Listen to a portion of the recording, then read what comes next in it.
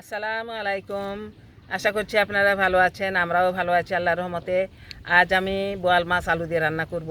এই যে সিদ্ধ আলু সিদ্ধ করে বেছে নিয়েছি এবং আধা ভাঙ্গা করে নিয়েছি। মাছটাও আমি কেটে ধুয়ে নিয়েছি। মাছটা আমি গোটা ঝোল করব না, একটু আধা ভাঙ্গা করব। তো রান্নাটা করতে আমার লাগছে পেঁয়াজ কুচি, তেজপাতা, গোটা জিরা, ধনিয়া গুঁড়া, আদা বাটা, রসুন বাটা, জিরা বাটা, হলুদ গুঁড়া, মরিচ গুঁড়া,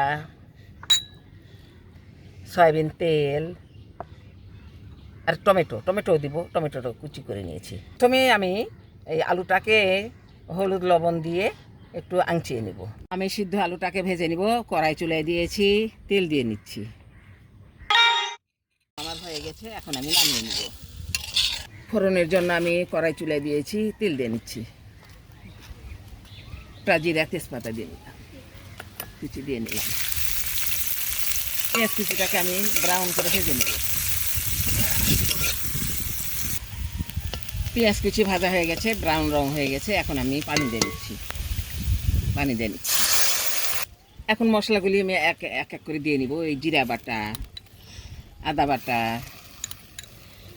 রসুন বাটা, ধনিয়া গুঁড়া, মরিচ গুঁড়া, হলুদ গুঁড়া, স্বাদ মতো লবণ।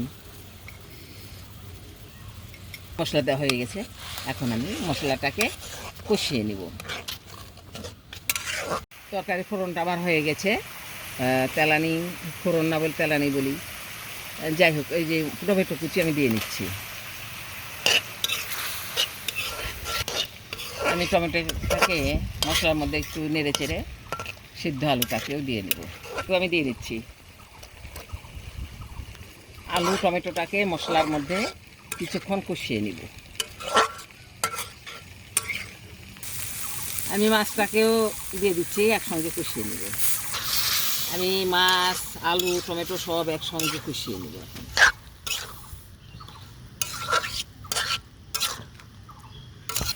কষানো হয়ে গেল। এখন হয়ে গেছে। এখন আমি পরিমাণ মতো ঝোল দিয়ে দিচ্ছি। একটু ঝোল দিয়ে নিলাম। এখন আমি ঢেকে দিচ্ছি। আমাকে আরও কিছুক্ষণ রান্না করতে হবে। তরকারি বলক এসেছে। এখন আমি মাছগুলোকে ভেঙে দিচ্ছি। মাছের চাকাগুলোকে ভেঙে অর্ধেক করে দিব। ঢেকে দিব, আরও কিছুক্ষণ রান্না করতে হবে। আমার হয়ে গেছে। এখন আমি নামিয়ে নিব।